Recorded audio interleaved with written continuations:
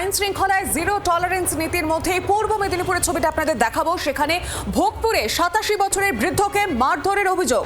আদালতের নির্দেশে এফআইআর হলেও অভিযুক্তদের গ্রেফতার না করার অভিযোগ উঠেছে পুলিশের বিরুদ্ধে। অভিযোগ, গত 29 জানুয়ারি পারিবারিক সম্পত্তি নিয়ে বিবাদের জেরে গোবর্ধন সাঁতরাকে বেধড়ক মারধর করা হয়, এমনই অভিযোগ। অভিযুক্তরা এলাকার প্রাক্তন বিধায়কের ঘনিষ্ঠ হওয়ার কারণে গ্রেফতার করছে না পুলিশ, এই প্রশ্ন উঠছে। আইন শৃঙ্খলায় জিরো টলারেন্স নীতি নিয়ে প্রশ্ন তুলেছে বৃদ্ধ। মুখ্যমন্ত্রীর কাছে দোষীদের বিরুদ্ধে কড়া শাস্তির আবেদন জানিয়েছেন এই 87 বছরের বৃদ্ধ। রান্নাঘর ওইভাবে আমাদের এরকম টর্চার হলে কি করা যায়? এটা অনেকদিন পরে বলছে, আপনারা খানা কিছু কাজ হলো। এই যে জল পড়ছে, কবে যে কিছু কোনো কিছু কেউ কোনো কিছু কারণে পারে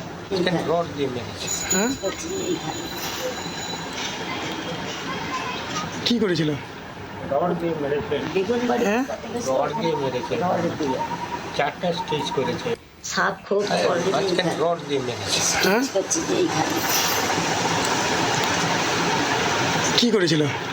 রড দিয়ে মেরেছে, বেগুন বাড়ি রড দিয়ে মেরেছে। চারটা স্টেজ করেছে। কে মেরেছিল? কে? ধীরেন সাঁতরা, আমার ভাই।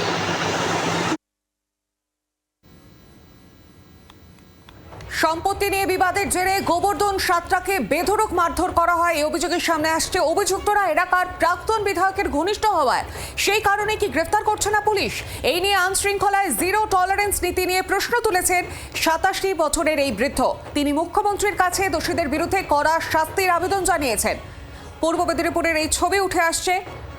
পুলিশের বিরুদ্ধে তিনি অভিযোগ করছেন বৃদ্ধ যে গত 29 জানুয়ারি পারিবারিক সম্পত্তি নিয়ে বিবাদ এবং তারপরই তাকে মারধর করা হয়। ভোগপুরের এই বৃদ্ধ 87 বছরের বৃদ্ধ।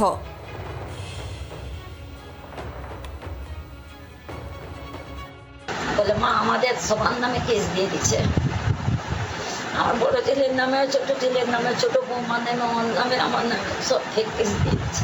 বলে, তোর ছেলে বৌমা সব চাকরি শেষ করবো, ছাড়বো। বলে, তুই কিছু করতে পারবি। এবারেও তো ওকে নেয়নি। আমি এফআইআর করছি, তাও কিছু হয়।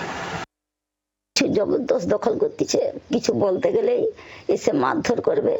মারধর করার পরেই ও উল্টে গিয়ে থানাতে গিয়ে আমাদের নামে কেস দিয়ে দিবে। ও গিয়ে বলবে যে আমরাই ওকে মারধর করছি। থানা ও আমাদের বিরুদ্ধে কেস দিয়ে দিবে। আর আমরা যখন থানায় যাব, থানা থেকে আমরা কোনো হেল্প পাইনি। আর ওর মানে না, ও সবসময় বলে থানা ওর হাতে, বিপ্লব রায় চৌধুরী ওর ডান হাত, আর তুই কিছু করতে পারবি না। এতক্ষণ শুনছিলাম আমরা বৃদ্ধ দম্পতির অভিযোগ এবং পুলিশের ভূমিকা নিয়েও তারা প্রশ্ন তুলেছেন। আরো বিস্তারিত আপডেট নেবার সঙ্গে রয়েছেন আমার প্রতিনিধি কিরণ মান্না। কিরণ, ঠিক কি জানা যাচ্ছে? পুলিশের ভূমিকাও তিনি প্রশ্ন তুলেছেন এবং মুখ্যমন্ত্রীর কাছে দোষীদের শাস্তির আবেদনও জানাচ্ছেন।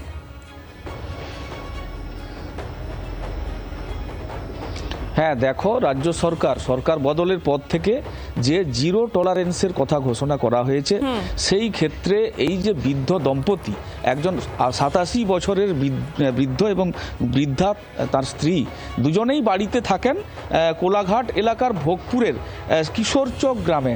সেখানে তার 2 ছেলে কর্মসূত্রে বাইরে থাকেন, একজন মুম্বাইতে আর একজন আইআইটিতে থাকেন। তারা বাড়ি খুব কম আসেন।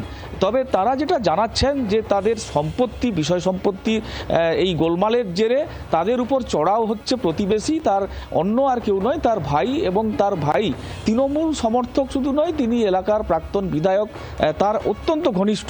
যে কারণে আগে থেকেই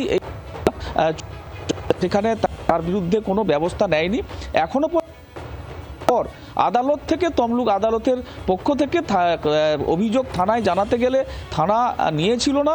আদালতের পক্ষ থেকে যে মামলা হয়েছে, সেই মামলায় গুরুতর অপরাধের ধারা তাদের উপর, অপরাধীদের উপর রুজু করলেও কোনো ব্যবস্থা নিচ্ছে না।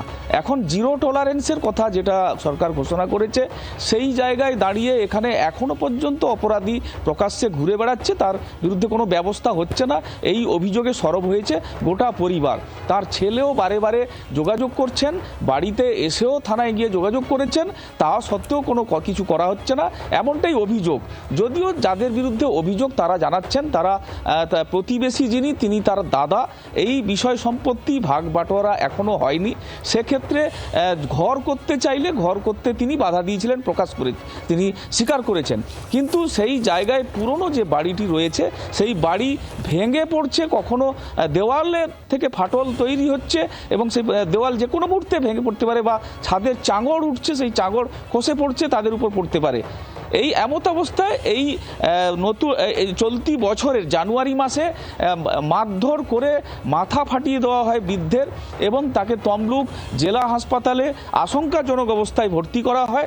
সেখান থেকে কোনো রকমে সেখানে প্রাণ ফিরে পান বৃদ্ধ। এখন বাড়িতে আছেন, তাকে হুমকি দেওয়া হচ্ছে। এখন তারা বিজেপি সমর্থক এটাও জানাচ্ছেন, তা সত্ত্বেও সরকার বদলের পর থেকে তাকে ক্রমাগত হুমকি, মারধর, প্রাণনাশের হুমকি দেওয়া হচ্ছে, যে কারণে এই বৃদ্ধ দম্পতি এখন তারা আতঙ্কে রয়েছেন। বাংলার আওয়াজ, বাঙালির আবেগ, জি 24 ঘন্টা।